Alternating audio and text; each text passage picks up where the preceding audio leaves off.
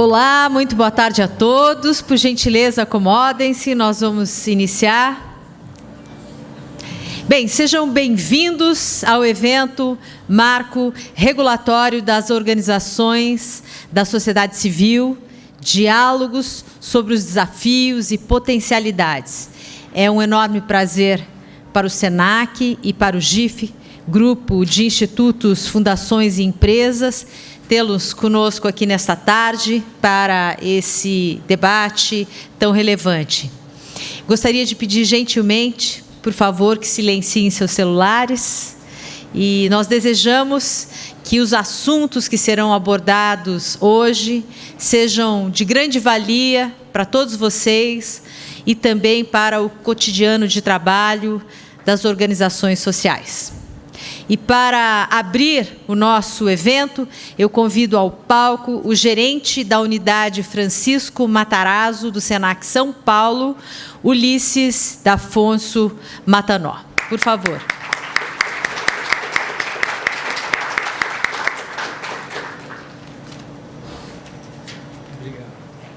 Boa tarde. Alô? Oi.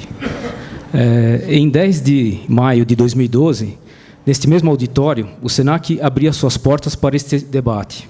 Hoje, 4 anos à frente, desejamos avançar no diálogo a respeito de um tema importante para o cotidiano das organizações da sociedade civil. Eu queria fazer um atendo aqui. Em 2012, nós ocupávamos esse prédio, nós éramos a unidade Consolação, quando nós trabalhávamos aqui. Por isso que ela falou, Ulisses da Francisco Matarazzo, eu queria aproveitar para convidar a todos para conhecer o nosso novo prédio, que a partir de agosto de 2015, nós passamos a ocupar um prédio na Francisco Matarazzo, logo após o Minhocão, do lado esquerdo. Então, aproveito para convidar a todos para conhecer as novas instalações e o que nós já fazemos lá no prédio. Neste ano, o SENAC comemora 70 anos. E com essa comemoração, também dia 10 de dezembro, todas as unidades do SENAC terão portas abertas com várias atividades.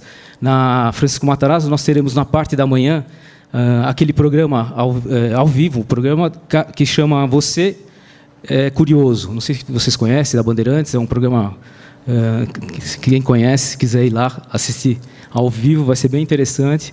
E teremos outras atividades, acho que é bem legal para todos participarem. Com uma rede constituída de 60 unidades no estado de São Paulo, tem sua missão focalizada na educação profissional.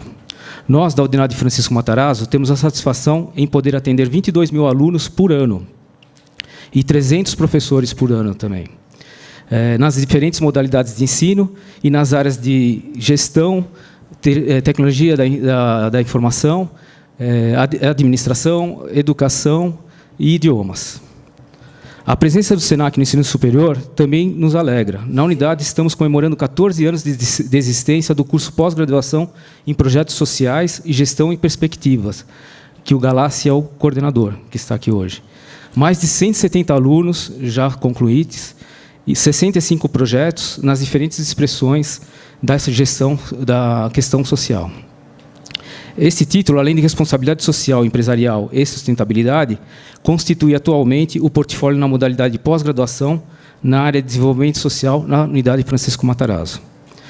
Com o desejo de celebrar e continuar construindo espaços de diálogo, nasceu a parceria com o GIF, o Grupo de Institutos, Fundações e Empresas.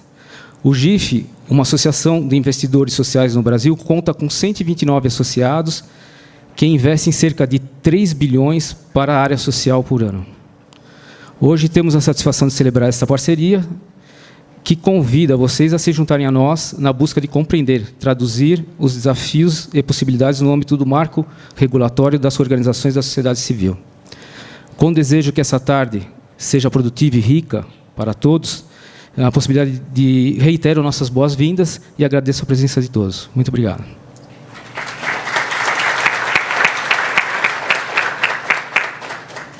E agora, para iniciarmos os debates e para compor e mediar, eu gostaria de convidar para o primeiro painel de diálogos com o tema As Organizações da Sociedade Civil e o Marco Regulatório, Desafios e Potencialidades. Primeiramente, Para a mediação, Dr. Pedro Pontual, ele que é psicólogo, mestre e doutor em educação pela PUC São Paulo, professor da pós-graduação do SENAC também. Vamos recebê-lo. Muito obrigada. Ele vai fazer a mediação desse painel. E para debater o tema, convido André Degenschein, bacharel e mestre em Relações Internacionais pela PUC, ele que também é secretário-geral do GIF. André Degenschein. Obrigada pela presença, André, por favor. Convido também Paula Estorto, advogada, docente da pós-graduação na PUC São Paulo e também no SENAC. Paula, bem-vinda também, por favor.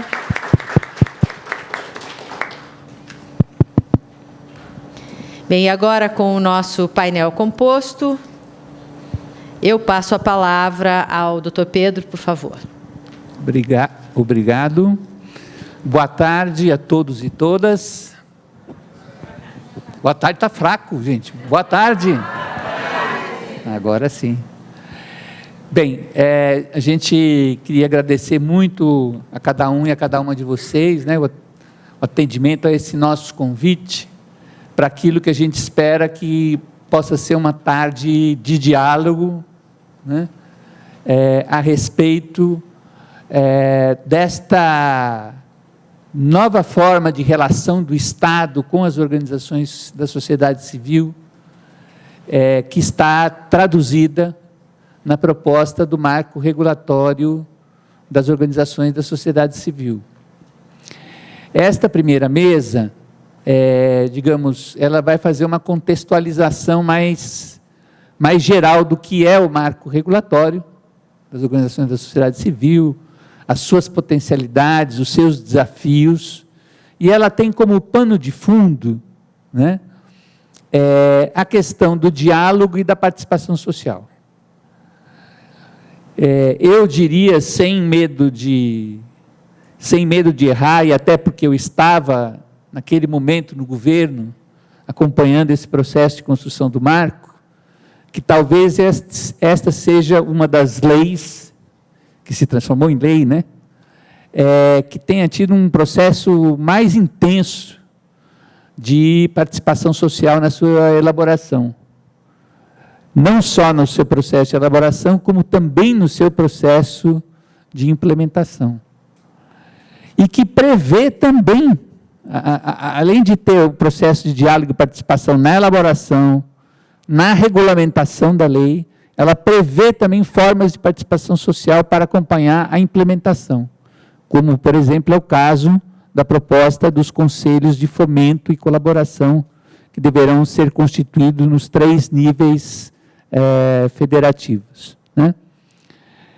Bom, mas eu não quero ocupar mais espaço, eu queria só fazer essa introdução. Certamente a Paula e o André aqui vão dar uma contribuição muito importante. Do ponto de vista de procedimento da mesa, nós vamos operar da seguinte maneira: cada um dos painelistas aqui terá 20 minutos, quando der 15 minutos eu aviso, né? E depois nós teremos 30 minutos para um processo de diálogo, que nós estamos propondo da seguinte maneira. Vocês estão vendo que aquela cadeira, tem uma cadeira ali, que está vazia, né? Então, a ideia é o seguinte, que as pessoas que quiserem fazer ou uma pergunta, ou um comentário, ou as duas coisas junto, etc., o façam ocupando o palco. Quer dizer, aí tem uma ideia de fundo, né? Que é a gente exercitar o papel de ator, né? Ator social, né? E através do uso da palavra, né? Então, para que vocês se preparem, não sejam pegos de surpresa depois que os 2 painelistas terminarem, nós calculamos mais ou menos da seguinte maneira. O painel ele tem uma totalidade de 1h30, né? Nós temos 40 minutos aqui de apresentações, vamos ter 30 minutos para a fala de vocês, e a ideia é o seguinte: a gente vai ter 3 minutos para cada intervenção. de tal modo que a gente assegure que 10 pessoas possam fazer uso da palavra. E, ao final, a gente devolve aqui para o André e para a Paula para 5 minutos para fazer algumas considerações sobre aquilo que as falas aqui trouxeram. Pode ser assim? O procedimento, depois de como subir aqui ao palco, eu falo como terminar aqui a apresentação dos dois. Tá? Vocês têm preferência de ordem de fala? Então, eu vou passar a palavra para o André, do GIF, para fazer a sua intervenção. Bom, boa tarde. Primeiro, agradeço muito o convite e a hospitalidade do SENAC nessa parceria que já foi anunciada. Tem sido para a gente um diálogo muito instigante e acho que pode se desdobrar em muitas outras parcerias. Esse é o primeiro evento, né, público que a gente faz. A gente fez um debate que foi quase um aquecimento a essa conversa virtual, né? Talvez alguns de vocês eventualmente acompanharam, mas para a gente é muito bom poder estar aqui compartilhando um pouco dessa reflexão sobre o marco regulatório. Agradeço o Galassi, que curiosamente já esteve no GIF, no lugar onde eu ocupo hoje, então essa circunstância também é interessante, né, desse reencontro. Eu vou fazer a minha fala, como o Pedro já anunciou, e para mim, primeiro, é muito bom compartilhar essa mesa com o Pedro. O Pedro tem uma trajetória bastante longa e intensa, né, nesse campo da participação. No momento todo, no contexto de discussão da nova lei, o Pedro estava trabalhando no governo federal e então acompanhou muito de perto isso. E a Paula é uma advogada que teve um papel também muito central nesse processo de construção da lei, apoiando esse grupo de organizações que se constitui em torno da plataforma. Então, talvez seja das pessoas que mais conhecem não só o resultado dessa lei, mas também o processo que foi constituído já desde, pelo menos, de 2010, nesse ciclo mais recente. Eu vou dividir a minha fala, que talvez seja até menos do que 20 minutos. Vocês estão me ouvindo bem? Sim. Tá. Acho que eu estou com um pouco retorno, fiquei na dúvida. Em 3 coisas. Eu vou fazer uma breve introdução sobre o GIF, como que o GIF se coloca nessa agenda do marco regulatório, trazer um pouco do contexto, né, desse processo da aprovação dessa nova lei, situar essa lei que foi aprovada dentro da agenda mais ampla do marco regulatório, isso é importante que a gente tenha essa concepção, e aí a Paula vai justamente abordar mais com profundidade os aspectos específicos dessa nova legislação e o seu impacto na vida das organizações. Primeiro, o GIF. O GIF, o que é? O GIF é uma associação que tem pouco mais de 20 anos, que foi constituída para ser um espaço de troca entre institutos, fundações, empresas que atuam na área social. Então, eles começaram a se reunir em meados da década de 90, que foi um período em que a sociedade civil se desenvolveu muito intensamente aí pós-democratização. Então, em 10 anos, né, entre meados dos anos 90 e meados dos anos 2000, triplicou o número de organizações sem fins lucrativos do país. Isso não é pouco, né?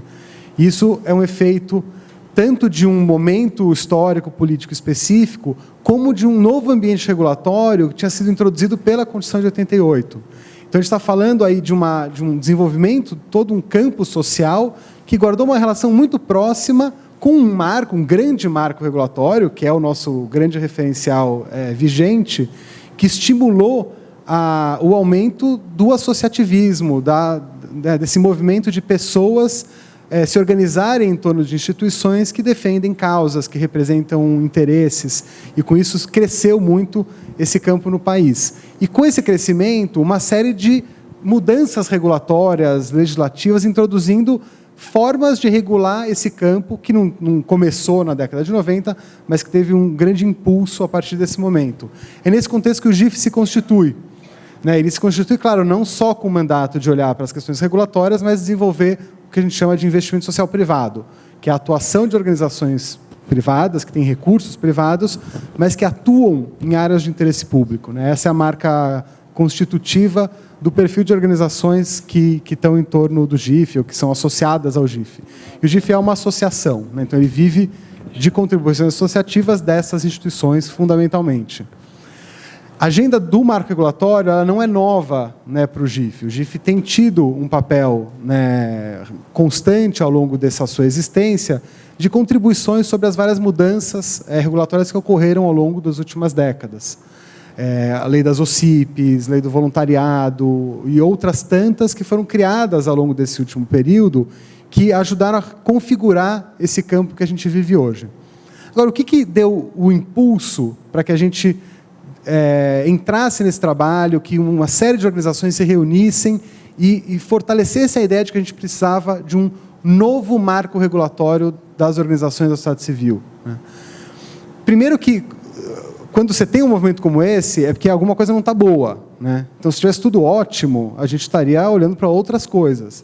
Então, havia um reconhecimento claro, e isso tem a ver com questões mais objetivas, de ordem, talvez, técnicas, institucionais, regulatórias, mas também políticas, né?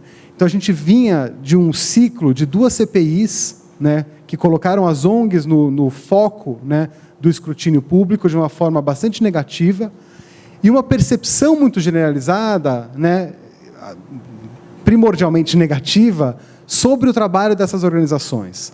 Ora que eram organizações que dependiam do Estado, né, ou que funcionavam quase que exclusivamente com recursos do Estado, ora que eram organizações com baixo nível de transparência, ou capacidade de prestação de contas, ou conexão, né, ou representatividade social, e uma série de generalizações a partir de experiências negativas que, de fato, ocorreram, como se todas as organizações pudessem ser enquadradas dentro dessas categorias. Então, começou uma articulação que apontava para a necessidade de construção de um novo marco regulatório que fomentasse a força e a importância das organizações da sociedade civil, a necessidade de fortalecer mecanismos de autonomia para essas organizações, que não basta a autonomia estar garantida na liberdade de associação, ou seja, eu poder criar organizações dedicadas a causas que eu escolher, né? Mas também garantir as fontes de recurso necessárias para que essas organizações operem, né? E operem num campo de legitimidade, reconhecendo o papel dessas instituições. E aí houve um momento, né, que foi muito importante, que na primeira eleição da Dilma Rousseff, ex-presidente Dilma, que quando foi para o segundo turno, com o Serra, também candidato, então, esse grupo de organizações se reuniu e mandou uma carta para os 2 candidatos, solicitando, pedindo um compromisso deles, se eleitos, em dar prioridade a essa agenda. Encurtando a história, os 2 candidatos reagiram positivamente, claro, naquele momento, né, aquele momento que você promete o que você pode, né, mas reagiram positivamente, se comprometendo em dar prioridade a essa agenda. A Dilma, uma vez eleita, de fato, cumpriu a promessa e deu andamento a um processo que resultou, depois de alguns anos, numa nova legislação, mas principalmente num processo muito rico de diálogo entre organizações e o governo. Nesse processo, se criou a plataforma para um novo marco regulatório das organizações da sociedade civil, né, do qual o GIF faz parte, que muitas outras organizações representativas da sociedade civil fazem parte, e que se dispôs a dialogar ao longo desse período com o poder público, construindo uma agenda regulatória e tentando apresentar propostas, construir propostas na relação com o governo que fizessem melhorar esse ambiente no qual as instituições operavam. Quando essa agenda foi constituída, num movimento, como o Pedro colocou, de alta participação e de muita interlocução no governo, né, com todos os desafios que vocês conhecem, se constituiu 3 grandes pilares, né, de uma agenda regulatória de mudanças que precisavam acontecer.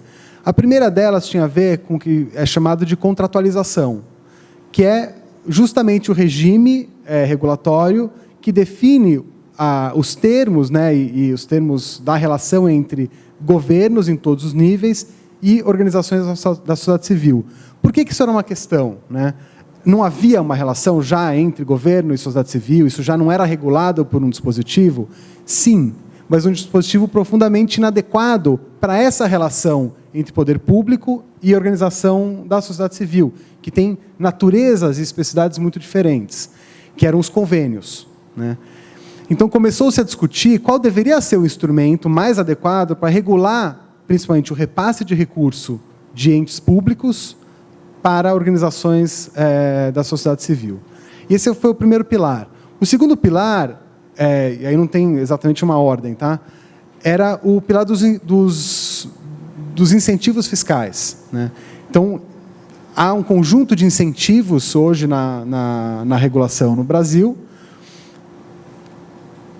Isso traz uma série de elementos positivos, mas traz também todo um campo que precisa ser revisitado, né? Se o modelo de incentivo que a gente tem está correto, se a gente está revendo adequadamente, né, tanto os mecanismos como os objetos, né, de incentivos fiscais, e se esses incentivos estão sendo adequados e eficazes para cumprir essa missão, essa tarefa de constituir uma sociedade civil forte no país. Então, esse é o segundo elemento. E o terceiro é da certificação, que guarda uma relação muito próxima, né, com a questão dos incentivos fiscais, mas que tem uma dimensão própria, que é como que o Estado reconhece e diferencia as organizações num universo absolutamente diverso, né? Então, a gente tem no Brasil quase, ou em torno de 300 mil organizações, a maior parte delas constituídas como associações. As fundações são cerca de 2%, né, do total de entidades, dedicadas a um leque muito amplo de temas. Essas organizações são organizações novas, relativamente novas. Então, de acordo com a pesquisa da FASFIL, que é a pesquisa que mapeia esse universo das instituições, a média de idade das organizações é de 14 anos, isso com dados de 2010. Então, dá um pouco da dimensão do tamanho, ou seja, 300 mil organizações é bastante coisa, mas é um setor bastante novo, né? E isso é importante de ser reconhecido e entender o que isso implica também quando a gente olha para esse conjunto.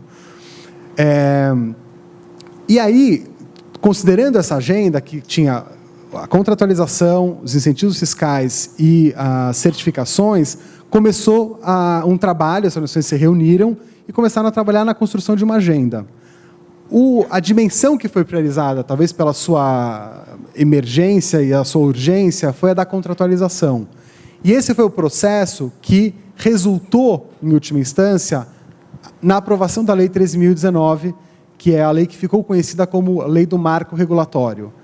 E aí tem uma questão que acho que é importante frisar, que é, apesar dela ter recebido esse apelido de novo marco regulatório, ela não dá conta de todos os aspectos, de fato, do marco regulatório. Ela é muito mais uma lei do marco das parcerias entre governo e sociedade civil. Então, ela é melhor entendida se ela for circunscrita a essa relação entre poder público e sociedade civil, principalmente na dimensão dos repasses.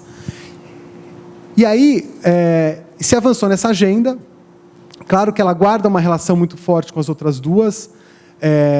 Eu não vou entrar profundamente na lei, porque a Paula vai fazer isso, né? Mas é uma lei que foi orientada por alguns princípios importantes e gerou consequências, algumas delas respaldando esses princípios e outras colocando desafios significativos, né? Porque um dos grandes desafios, eu não acho que é o único, mas um dos grandes desafios era conciliar ou equilibrar, de alguma forma, uma lógica de controle que o Estado desempenha ou tem que desempenhar, né? Como que ela vai monitorar o uso do recurso que está sendo repassado, que é absolutamente necessário, né? Com o princípio de fortalecimento da autonomia das organizações, para que elas tenham capacidade de formular as suas próprias proposições e não sejam só prestadores de serviço ou respondendo a demandas muito específicas do Estado. Então, nesse sentido, o Estado tem uma dupla função. De um lado, de fomentar diretamente o trabalho dessas instituições, e do outro, de criar um arcabouço regulatório favorável a um desenvolvimento saudável da sociedade civil no país. Antes de encerrar, eu vou comentar um pouco sobre alguns aspectos dessa agenda de sustentabilidade econômica das organizações da sociedade civil. 5? Então, está ótimo. O GIF está olhando agora, uma vez que a gente já tem esse marco estabelecido das parcerias, o GIF está dedicando esforços para fazer avançar uma agenda de fortalecimento da sustentabilidade econômica das organizações. Ou seja, quais aspectos a gente precisa olhar e dar atenção para que a gente crie um ambiente mais favorável ao financiamento da sociedade civil. Não só o financiamento público, né, que vem do governo, nas várias esferas, mas também o financiamento privado, de organizações, de instituições, de empresas e de pessoas físicas, né? Então, o volume de recurso privado disponível para ações de interesse público, ele vem dessas várias fontes, além de outras, enfim, internacionais e tal, mas primordialmente do Estado, de pessoas jurídicas e pessoas físicas, né? E aí, nesse sentido, a gente tem, além da dimensão do recurso público, 3 grandes questões que a gente vem trabalhando. A primeira tem a ver com alterações no imposto, um imposto chamado ITCMD, que é Imposto de Transmissão, Causa Mortes e Doação. O que é esse imposto? É um imposto que incide tanto para tributar a transmissão de herança e doações privadas, como doações com finalidade pública. E esse é o problema. A gente não está certo, quer dizer, é uma contradição, né, para a sociedade e para o Estado, não fazer uma diferença, né, quando uma pessoa física deixa o seu patrimônio para herdeiros ou doa aquilo do ponto de vista privado para uma outra pessoa, ou quando ela pega esse patrimônio e dedica isso a uma causa de interesse público, faz uma doação para uma organização sem fins lucrativos. Isso deveria ter um tratamento diferenciado aos olhos do Estado. Isso precisa mudar. E essa é uma lei estadual, né? E a gente precisa fazer um esforço coletivo para que a sociedade incorpore a ideia de que não se deve tributar doações com finalidade pública. Isso seria um grande impulso e um incentivo ao trabalho das organizações. E aí cada Estado tem uma regulação diferente, algumas melhores, outras piores, mas todas sobre esse mesmo princípio. O outro elemento é criação de incentivos para a doação de pessoas físicas. A gente tem hoje um incentivo que permite que pessoas jurídicas tenham um incentivo fiscal para doações, mas a gente não tem um incentivo similar para pessoas físicas desvinculado de projetos. Ou seja, se eu quero apoiar diretamente uma instituição, eu não tenho um incentivo que enfim, me incentive a fazer isso. E o último elemento é um elemento que tem a ver com a capacidade dessas organizações, e principalmente das fundações, se pensarem e se sustentarem no longo prazo, que é um dispositivo, né, muitas vezes assegurado, ou que tem a contribuição dos fundos patrimoniais, ou dos endowments, né, que é a ideia de que organizações, fundações, elas devem encontrar um ambiente mais favorável para que elas consigam, ao longo prazo, constituir um patrimônio que sirva aquela missão numa lógica mais perene, né? Então, hoje, quando a gente olha para as instituições, por exemplo, associadas ao GIF, que são, por excelência, instituições que investem em recursos, a maior parte delas não tem fundo patrimonial próprio. Elas dependem de repasses dos seus mantenedores, sejam elas empresas, sejam famílias.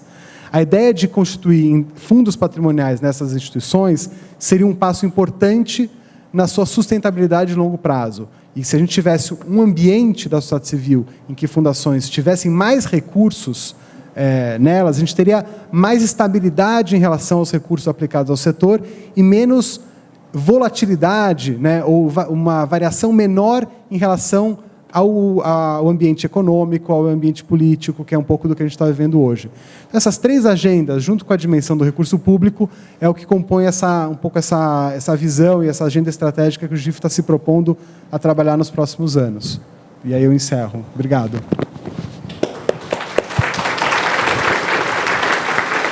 Obrigado, André. Acho que o André deu importantes aqui elementos, tanto de contextualização do processo de construção do marco regulatório, de análise do âmbito de abrangência que tem essa lei, né? Uma análise inicial que certamente a Paula vai aprofundar agora, destacando esse aspecto de que ela enfatiza o elemento da contratualização e, portanto, não dá conta de tudo que seria necessário numa agenda de marco regulatório, e nos apontou também algumas agendas futuras, né, que são importantes para avançar no âmbito de abrangência do marco regulatório que o GIF está se propondo a trabalhar.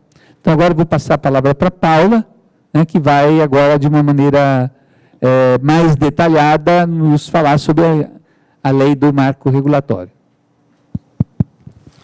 Obrigada, Pedro, André. Bom, boa tarde a todos. Um prazer estar aqui no SENAC. Eu fiquei lembrando também nesse mesmo, não sei se era nesse auditório, mas era aqui no SENAC, com certeza, da Consolação, que aconteciam também os diálogos do terceiro setor, lá no fim da década de 90, anos 2000, e eu vinha para cá super interessada, enfim, né, concluindo a graduação em Direito, e adorando, né, aproveitar um pouco desse assunto. Então, é um prazer estar aqui, enfim, né, com esses parceiros SENAC, onde eu tenho, enfim, a honra também de ser professora no curso de pós-graduação, de especialização, e também via a Cíntia, ali da Fundação São Paulo, da PUC, que está aqui também, onde a gente tem um grupo de pesquisa e desenvolve também algumas atividades de formação relacionadas às organizações da sociedade civil, né? E o GIF, né, enfim, que é uma organização que tem um histórico muito grande de atuar nesse tema, né, de uma melhor institucionalidade para as organizações da sociedade civil, com foco em especial para os institutos e fundações empresariais também aí nessa relação com as organizações. Então, 20 minutos para falar da Lei 13.019, muito pouco tempo. Então, eu vou pincelar o que tem de mais importante e o que eu considero essencial para entender o espírito dessa lei, por que ela existe e as principais novidades que ela trouxe, além de alguns apontamentos para o futuro. E aí, agora, né? Quais são os grandes desafios, né? Os desafios na implementação da lei e também para a realidade das organizações, né? Então, eu começo, em geral, tratando desse assunto, fazendo um apanhado histórico, né, desde a Constituição Federal, dos principais marcos normativos dessa interação entre organizações da sociedade civil e o Estado no Brasil, né? Então, a gente sabe que a gente vive, né, pela própria Constituição, estabelece num Estado democrático de direito, né? E a nossa Constituição reconhece no seu artigo 5º, de uma forma muito clara, o direito de liberdade de associação, a livre associação de pessoas para qualquer atividade de finalidade lícita,